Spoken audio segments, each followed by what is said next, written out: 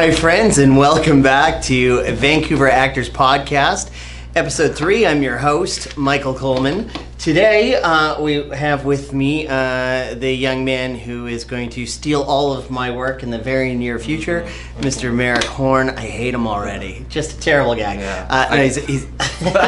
He's a great guy. He's a fantastic actor already. Don't believe what you've heard about him. Thank you for having me, Michael. You're welcome. Yeah. You're welcome. So thanks for being here.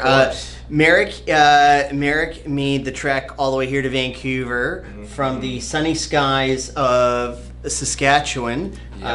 Saskatoon? Yes. Yeah, Saskatoon, Saskatchewan. It's a lot of Sask in where he's from.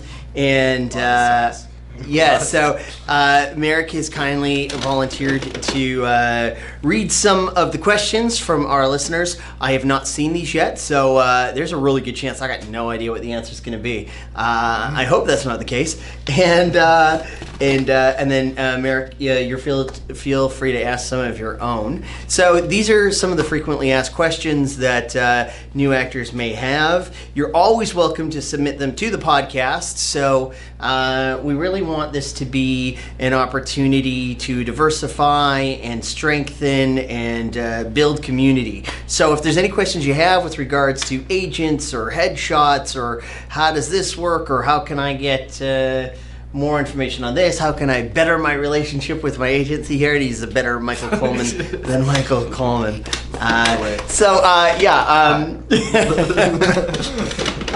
We're going to go through a couple of your questions here today, and then again, if you subscribe to the channel or if you email our producer Lydia Rimmer, so that's L-Y, why? Because we love her, LYDIA RIMMER at storyinstitute.ca. Lydia would be more than happy to take your requests with regards to perhaps some different types of guests you might want to have on. Perhaps you'd like us to bring in different actors or directors or casting directors or monkeys. Sure, yeah. We'll see. But let us know, and we'd be happy to do that. Again, our mission or our goal here is to just diversify and strengthen the community. So, we're going to start with some of the questions you guys submitted over the last week based on our first two podcast episodes, and I look forward to hearing them, and we'll do our best to hopefully provide some guidance and some light. I know when I first started out, one of my biggest concerns in acting wasn't that I didn't know all the right answers. I didn't know any of the right questions, and that made it really difficult. So hopefully we give you guys a chance to take some big steps forward today. You're always welcome to email us. Lydia and I are on standby waiting to be of service. So on that note, Maryk, I've been awfully chatty off the bat. You wanna tell us a really quick little bit about yourself? Like, why do you want to be an actor? Very good question, Michael. See, when I was a little boy, as opposed to the man he is now. We were just discussing he's not old enough to drink alcohol, but tell me more about when you were a little boy. It's so long ago that it's still happening. Very much. But go ahead, my senior friend. What would you like to tell us about the golden days of your childhood? I'm still gonna. Here's the thing. If you're going to get on set, don't drop your sides. Look at the kid, brand new. As you can see, I'm not nervous about losing work yet. But no. Maryk, go ahead. Can I talk now? Oh, I hope so, because otherwise the whole movie is just me and it's Castaway. It's a monologue and we'll replace you with a volleyball. Yeah, I'll play. Okay, go ahead, Maryk. Okay, hello. My name is Maryk Horn. Like he said, I'm from Saskatoon, Saskatchewan. Please don't hold that against me if that's a bad thing for you. It's a great thing. Saskatoon's a beautiful place. Beautiful place. There's super flat. There's sun. Oh yeah, lots of sun. And you can see it because it's super flat. Yeah, so pretty much. No mountains or trees get in the way because and that's it. That's the only special thing about it. But yes, I am from Saskatoon, Saskatchewan, like I said before. And what made me want to become an actor is a very good question. You want to be rich and famous? Is that it? Be rich and famous. Yeah, yes, that's why everyone wants to be an actor. Yeah. No, he doesn't. He's smarter than that. No. I don't know. I just, of course, I was doing drama classes in high school, and I found that I really enjoyed it, and I was also doing it outside of school. And yeah, it was lots of fun, and I realized it was something that I was very passionate about. And being an actor was more of a dream for me because like it's Saskatchewan, like there's no film schools or anything there like there is here. So being an actor was more of like just a dream, like just an idea, until like I actually started like going and looking for schools and finding that it really was possible that I could actually move to Vancouver. And so yeah, but isn't it weird? Can I ask you a question? I find it really weird. Like I was the same when I was in high school. Like in my 12th grade, a long time ago, I had 7 courses and an elective. That's how many we took, 7 classes at a time. Mm-hmm. One of the classes was English 12, and then I had 6 classes dedicated to film and television. So when I graduated, like I clearly made the decision that I loved what I was doing early, and I was like, this is my favorite thing in the world. So you know what I did when I graduated? What? My favorite thing in the world. So I've never understood people like, I meet lots of people, it's like, what kind of classes did you take in high school? I just took all drama classes all the way through. And now what do? I'm a veterinarian. Yeah. Which is okay, because veterinarians are amazing. Like I have a great veterinarian, but like I would have imagined, well, you probably would have been in biology class or. Oh no, I was not that smart. No, but I mean, like veterinarians, not you. I know you're not smart. I've met you. Exactly. Like you're talking to me like I don't know you. No, I'm kidding. He's brilliant. He's a very smart kid. Don't let the Saskatoon thing fool you. Mm-hmm. But yeah, so I just always find it interesting that people. You know, they spend their whole high school life loving a thing. It's their favorite thing. What's your favorite part of the day? Lunch. What's your second favorite part of the day? Drama. What are you going to do when you graduate? Not eat or go into acting. They're like, it's crazy. Yeah. Anyways, that was just, just an interesting little side note. Question you had? I didn't have a question. I was informing you. It was a statement. It was a question in the form of a statement. Yeah. It's not always about you, Maryk. Oh, so you've got some questions from our listeners. Let's hit us hard and let's see what you got, and let's see what you do. Let's see. He's clearly not off book, which is okay. Professional actors usually off book by now. I'm kidding. We gave this to him like 8 seconds ago. Yeah. But he is gonna share these with you, and I still haven't seen these. True story. So let's see what you got. All right. How old are you? That's not a question. I just turned 25. Handsome teen. No, wow. It was my birthday like 3 days ago. Oh yeah, I got you a present. Yeah, you did. Yeah. They wouldn't know that. How would they know that? They're not spying on us. It was my birthday 3 days ago.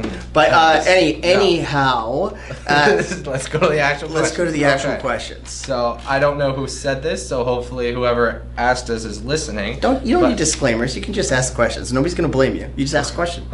Yeah. You don't read Shakespeare and like, hey, I didn't say this. This is William Shakespeare. Yeah. So if you got a problem with it, that's between you and Bill. You don't qualify Shakespeare. You just read the words. Okay. All right. What do you got? Michael, how do younger actors with less experience gain confidence for an audition? For an audition?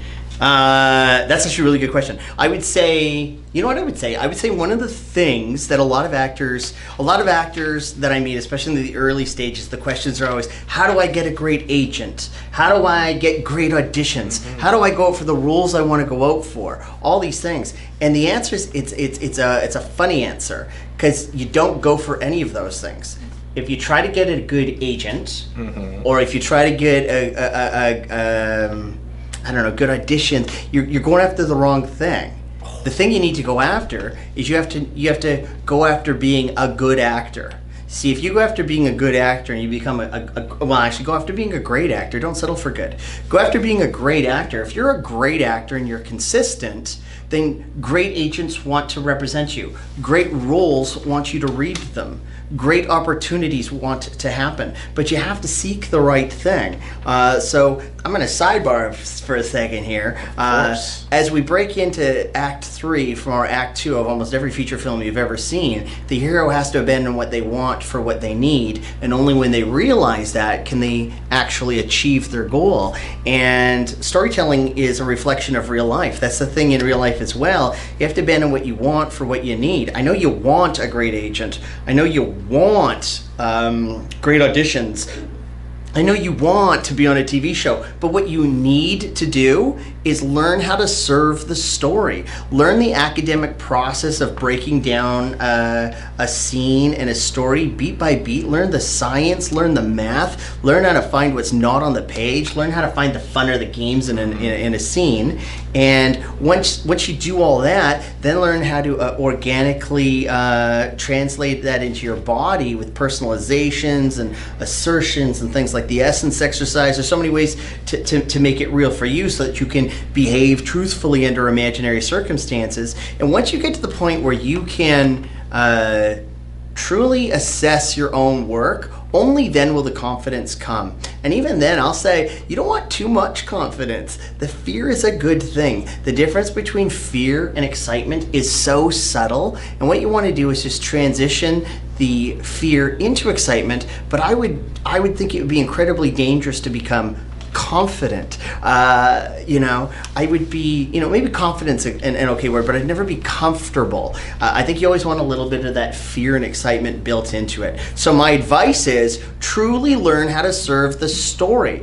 Get to a point where you don't need casting director's feedback. You don't need an agent's feedback. I'm not saying you don't take it or you don't want it, but you don't need it because you've learned how to serve the story so well, you know what you did. Any actor that's had a great performance will always say, I don't know, man, it's like I just blanked out and I feel like I'm just waking up. And I get what they mean by that. It's a cool thing and everybody says that. I've said it. But the reality is you got to get to a point where you understand story so well that you're not looking for other people's validation. And it takes time and it takes work. And it's going to cost you something to learn this. If it doesn't cost you something, it has no value. So ask yourself, what is the value you want on your auditions? What is the value you want in your careers? How's that for a long-winded answer? Yeah, only 10 more to go. Yeah, there you go. Serve the story. Learn how to serve the story, learn how to self-assess, and get yourself in a situation where you are learning the craft from the people who are doing it at the level you want to be doing it at. That's sort of the secret of all success. All right, what else you got? That's a pretty good answer. C+. I've got him speechless, which is hard to do to the young boy from Saskatchewan. What do you got for questions here? This one I actually vaguely talked about in the beginning. What can I do if there isn't an acting school in my city? Oh, it's a great question. Yeah. So, Maryk, what would you do? Jeez. Remember, you literally just did it. I did. Yeah. Holy. I just forgot about that. I wish we could play the Jeopardy music right now. Yeah. So what would you do if you wanted to work professionally and there weren't those work opportunities in your city? Well, what I did is I started researching where there actually were acting schools. Yeah. And just, I guess, closest to, or wherever it may be. But yeah, do your research and start asking around and everything. And that's what I did. There's probably a million things you could do. But can I give you a hint? Yeah. Can I, for an answer? I said teach you. It rhymes with move to Vancouver. Move to Saskatchewan. Yeah. Yeah, okay. Okay, so what you might want to do is move to a location where the work happens. So there's a lot of work that happens in Vancouver, a lot of work that happens in Toronto, Los Angeles and New York, of course, Atlanta, Louisiana. There's a lot of different places that geographically have it make sense. Also, make sure you move to a place where you're legally allowed to work. So I think, all of us, myself included, we all want to play in the highest level we can. I've spent some time in Los Angeles myself doing some auditioning and working and things like that, but make sure you can legally work there when you're going to do it. So the answer is you may want the work to come to you, but sometimes you have to go to the work. Or I don't know how you would do it because I've never seen it happen. I guess theoretically speaking, you could create an industry where you are. I know a few actors. We got a couple of guys that are from Winnipeg that have had some success here, and now they're creating studios and schools in Winnipeg to go back to their hometown and make it possible. So I guess that is possible. But the more traditional route would be to train and to pursue the craft in a city that already does this. What else you got? Do you have to have a post-secondary education? No, you don't have to have anything. They let children do it. If your child wanted to be a doctor, they couldn't just miss school to go cut people open. But the film industry, that's a different career. Yes, but the film industry is one of the few industries where we say, children, come on in. It's there's lots of room. So, but again, I would say just learn how to do it professionally. Like you get the choice to either pursue something like it's your career or like it's your hobby. And if you think about any other industry, if it's your career, like if you want to help people that are sick or injured, you could take a couple lifeguarding courses on the weekend and you could be a lifeguard. But if you want to be a doctor, you got to go to med school and you learn how to do medicine. And it's the same thing with acting. I think that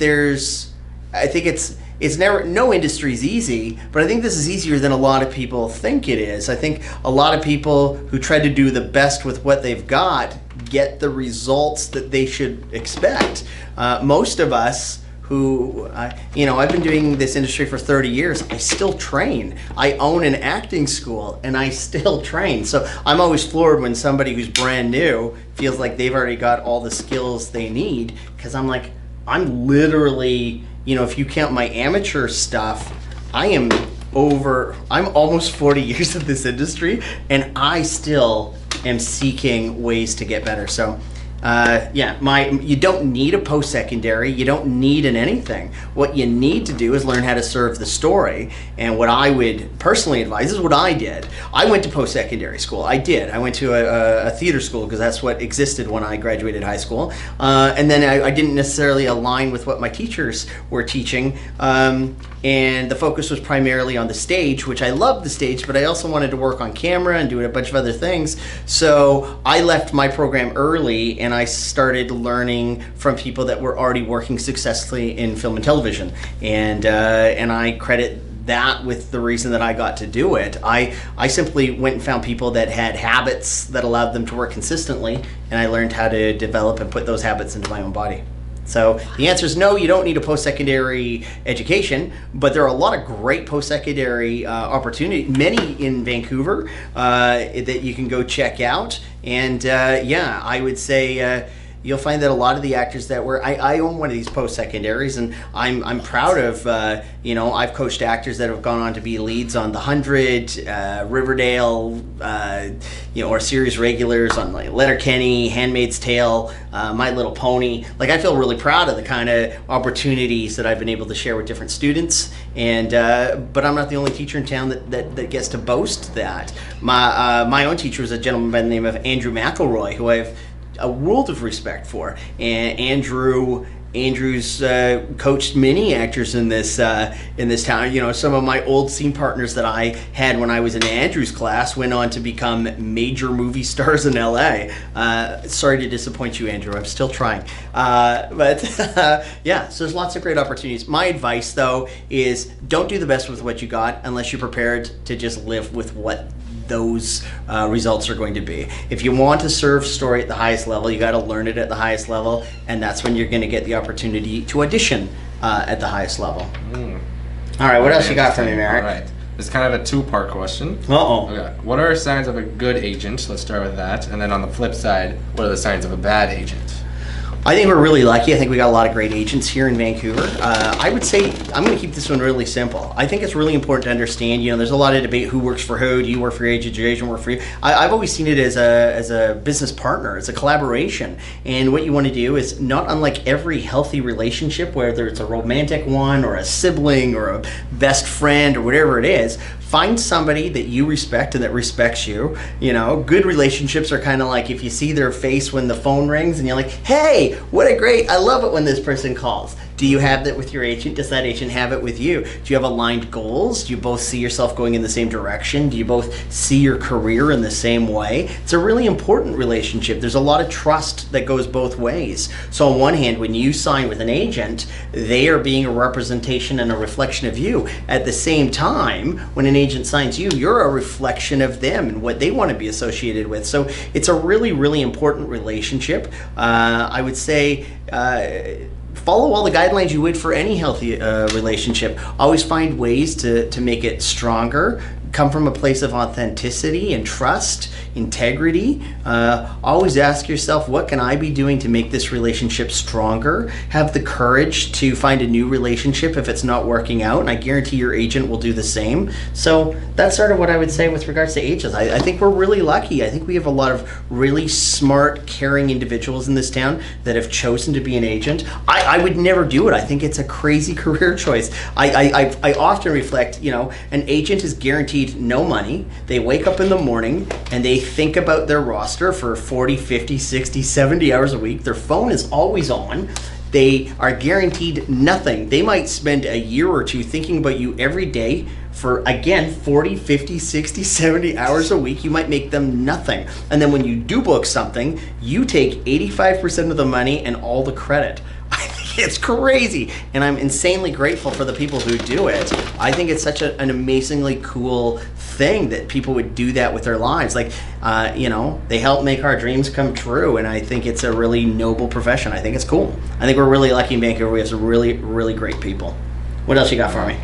Okay. This one has a few typos in it, so I'll do my best. Oh my goodness, look at this. Now he's an editor. He hasn't even booked a gig, he's editing the work. I can't work like this. All right. So, holy cow, yeah. Are you glad you invited me on this podcast? Oh my gosh. Now I gotta call my agent and say, get me on a different show. Kidding. Still okay, go ahead. Okay, so what is the protocol when you get work yourself without your agent's help? Do you still have to pay them, I think the agent? And if not, is it a strategic move to pay them to keep in their good book? See, again, it's an interesting question. So, once you start working professionally, if you're doing a traditional career, you actually don't go look for work. If you're learning how to serve the story, the neat thing is your agent will get you the auditions, they'll negotiate your contract, and you don't have to do that part. Your focus becomes entirely on how do I get better as an actor, and every time I book something, how do I make sure I create the kind of brand and memory or experience where everybody wants to have me back. If you book something from a previous agent and you move to a new agent, it's usually common protocol to leave your bookings with the original agent, and any continuing revenue would go to the previous agent. And theoretically, if you did that with anything you book on your own. There's also a theory, however, that again, if you're in a healthy relationship, if everybody's on Team Maryk, then there is an argument that, hey, when Team Maryk wins, make sure everybody on Team Maryk gets paid. So it's going to be your choice, and it's going to be something that comes up for you. I feel incredibly lucky with who I have for representation, both for convention appearances and film, television, and voiceover. I love my agents. They're really cool business partners whom I trust, love, respect. I think they ooze authenticity and integrity, and I'm really grateful to have them on my team and to be on their team. So yeah, I'll always be looking to find ways to make sure everybody on Team Coleman feels like when Team Coleman wins, Team Coleman gets paid. You should start a relationship advice podcast. I should. No, that's terrible. I'm an old married man. All right, what else you got? Next question. How and when do you know when to make the move to another agent, and what would the switchover look like? Yeah, I would say, again, it's just like, how would you know when to stop dating somebody and date somebody else? How would you know when to stop being friends with somebody and be friends with somebody else? If you find the relationship isn't working out, if you're not creating mutually beneficial opportunities for one another, or if it's gone cold and neither side or one side doesn't want to evolve the relationship, then it's time to respectfully go to the person and say, hey, is this something we can work on, or should we consider different options and avenues? Do you know what I mean? Absolutely. Yeah, so I think, again, my advice is just be respectful, create constant communication, and just try to create a healthy atmosphere. Yes, very much. Next question. What are the protocols to follow when a few low cast member or crew has behaved inappropriately while on set? Well, we have different protocols, and you can contact your union for that. and you can also address it with one of the ADs, or there's a lot of different things on set that if you ever find yourself in a situation where you're uncomfortable, or maybe it's not safe, my advice would always be to, my advice would be to first let production know. I'd probably let my union know. I might contact my agent and just keep them in the loop. And, fortunately we're in a situation where, and we keep gearing more and more towards greater things in our industry to create happier, healthier environments. So, my advice is just let somebody know. Don't shrug it off. And if it's not okay, it's not okay. And make sure you move forward with that. Amazing. What are some tips to help one better communicate with a director?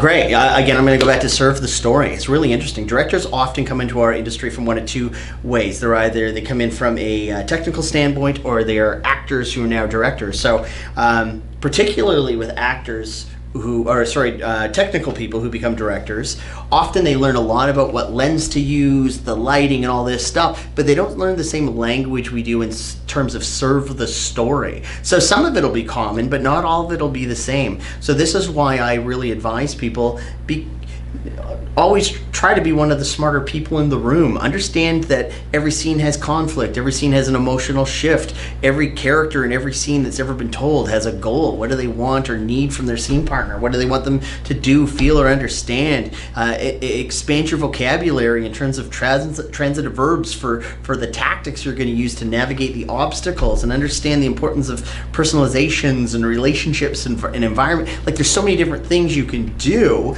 I had a really cool experience once with a director named Christopher Columbus. He did the first two Harry Potters amongst and a bunch of other amazing things. One of my favorite things is I had a chance to audition for him once, and you get the standard question of, Michael, do you have any questions? And I said, Chris, I have one. I just don't know if my character is brand new at the job or if I've been doing this for 10 years. And he said, oh, that's fascinating. I haven't even thought it. Why would that matter? I said, well, if this is the way the dialogue reads, is if this is my first time doing it, I think I'm going to do it with a little bit of a sense of awe, hesitation. I'm not going to know really where my grounds are. If this is something that I feel like I've been doing for 10 years and my concerns have fallen on deaf ears, I'll likely play it differently. But it was a really nice moment where he was like, that's a great idea. Can we play it both ways? Because I didn't really think about it, and either way could really factor into the story and really change the way this scene plays. Now, again, I'm not trying to suggest that was a life-changing moment for Mr. Columbus, but what it did do is it illustrated I understand story enough that I can understand history of relationship or history of character, and other elements of the scene can drastically affect other elements of the story, and it created a really unique opportunity. And I've had a bunch of those, and I know other actors have had the same that have had some success, and I encourage all actors to find those moments to understand story well enough that when somebody says, do you have any questions, your answer doesn't always have to be no. And I'm just gonna do my best and hope that I guess what you're looking for, because that rarely works. Often we want to know that you'd know what this character would say or do, even if we didn't give you the words. And the only way you can do that is if you understand story. Mm-hmm. Yeah, I remember reading that Christopher Columbus story in your book. Yeah. Look at that, plug on my book for me. What a nice guy. Look at that, unscripted plug.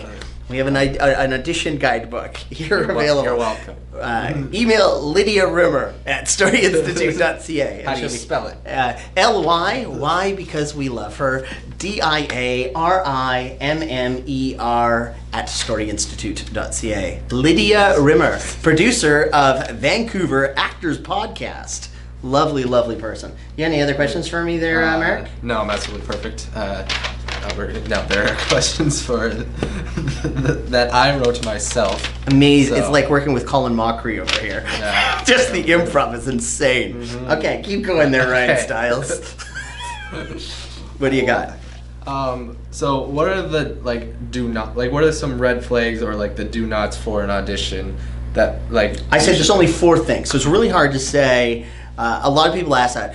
One of my favorite things whenever I've witnessed a casting director workshop is, what do casting directors like? That's like saying, what do people with red hair like to eat for dinner? It's pretty hard, man, because everybody's going to have their own subjective, different ideas about how to do their creative process. The 4 things that I think you owe every casting director is you need to be prepared, you need to be on time, you need to be professional, and you need to be capable of direction. If you can do those 4 things, nothing else matters. All the other rules go out the window. If you do those 4 things, I guarantee nobody's going to worry about what clothes you wore, what props you used, how you did this, how you did that. Come in, be prepared, be on time, be professional, and be prepared to take direction. All right, what else you got for me, buddy? This one is kind of towards like the people who are just starting out, maybe in like high school and stuff. And for people in high school, they mostly like go on stage and do theater. Yeah. So some people might want to know what's like the main differences between being on stage doing plays and being on camera. Sure. I mean, there's lots of technical aspects. Like with stage, we have the fourth wall and all these sort of like we perform in a certain thing, and the audience all sits out here, and it's a bit more of a 360 environment with film and television. And there might be just some different things with our size of our performance in terms of playing to the back of the room. Is actors need to always behave truthfully under imaginary circumstances, and that never changes. So whether you're doing theater, voiceover, film, television, all of that is the same. Just make sure that you learn how to serve the craft properly and serve the story. All right. And someone helped me with this question. I was asking around if they wanted to ask if they had questions from There's lots of precursors, like nothing but excuses from this guy. This guy, every question he's got is like, hey, I wouldn't ask this, so if it's terrible, it's not my fault. I know everything. No, it's great. It's already not his fault. So let's just hear his guilt-free question. Is it even possible? No. Nobody works in film. No. Nobody works in television. It was almost a $4 billion industry last year in the middle of a global pandemic. We are sitting here in December 2020, and we did more work after we had the global pandemic than prior to the global pandemic. This is an industry that keeps on chugging along. This is something that when people are sad and scared, like when everybody in last March, what did we do? We all sat in our homes and we binge watched Netflix and YouTube, and we watched movies and TV shows. When the world's great, we also love to escape into that world and reflect on how amazing the world is. The entertainment industry is one of the oldest industries in the world. It's got lots of beautiful, wonderful people that want to be a reflection of our society. And is it possible? Yeah, I would say, I've been doing this about 30 years now. Most of my friends, if you say, what do they do for a living? They do this. They write, they act, they direct, they do all these sorts of things. So this whole thing about, those actors who really focus on what's their plan B, don't be surprised when your focus is your plan B that you're living your plan B. So don't do that. But also be smart about it. Whether you're a newer actor or a seasoned actor, most of us have multiple revenue streams. Even the biggest names in the business have multiple revenue streams. So find a situation where it's not embarrassing to do different things. Just try to have all your revenue streams be reflected in the kind of stuff you do. I work in voiceover, I work on camera, I have a chance to write for film, television, and animation. I run the school, I have a production company, I get to go to fan conventions for some of the different shows I've done. Even there, like all of those different things, even if one thing slows down, other things pop up. But I've had the other day jobs, and slowly I've replaced each day job with different other revenue streams, and it's allowed me now to own a house, a car, and spend time with my family on vacations that we spend with that impossible acting money that apparently never happens. Mm-hmm. So yeah, I wouldn't get in this to be a billionaire. It happens, but I wouldn't do it for that reason. I'd get in because you love it, and then be smart enough and good enough that people have to pay you to do it. And then run your business like a business. If your business stinks and you're not running your business properly, don't be surprised that your business is failing. You, as professional actors, own your own business. You're in charge of research and development. You're in charge of marketing. You're in charge of operations. You're in charge of finance. You're in charge of motivating the team. You're in charge of all of it. So if you find that your business isn't working, there's a good chance it's because the people on your team aren't doing what they need to do. And unfortunately, you're most of the people on your team. So learn how to run your business like a business. You got any last questions for me? And remember, I didn't ask this. I didn't. This isn't my question. All right, we can edit stuff out. So I mean, we're not gonna edit this out. We're gonna whatever he asks, we said we'd answer, even if it's not his fault. Yep. So when you are starting out acting and training, starting school and stuff, can you balance it through your life, or do you have to give it 100% of your time? You need to balance it through your life. Here's the thing. As professional actors, when you go to acting school, you should be learning how to recreate the human experience. That's what we do as actors. Everything we do in our stories is replicating the human experience authentically, organically, truthfully. If you are so busy being an actor that you never live a real life, then I'll never believe it when you try to recreate real life. So I'm a big fan. I have a lot of friends that are actors and writers and directors and all these other things, but I also have a lot of friends who are electricians and dentists, and I have a friend who just massages horses. Like, I have so many different friends that do so many different things, and each and every one of those experiences gives me a different connection to my humanity, their humanity, and the entire human experience. So I know when I graduated high school, it was really important that we just did theater school, 16 hours a day. You learn how to starve. Excuse me, we wore a lot of black. But we don't do that anymore. Like, learn how to be a human being so that you can replicate it authentically. Yeah. Is that all your questions? Yeah, that's it. Yeah. Ladies and gentlemen, this is Maryk Horn, our guest on the 3rd episode of the Vancouver Actors Podcast. When he stars in his own TV show someday, or when he says, I can't wait to play this back, and he's going to feel so dorky when he plays this back. It's gonna be so cool. Yeah. Play it at your wedding. How about that? Oh, yeah. Play it at your Absolutely. wedding. So lots of fun. Great questions. Thank you. Keep them coming. We will try to get through as many as we can each episode. But we want to thank you for listening or watching, however you are streaming this podcast today. And we look forward to seeing you next week. Thanks, Vancouver. Bye.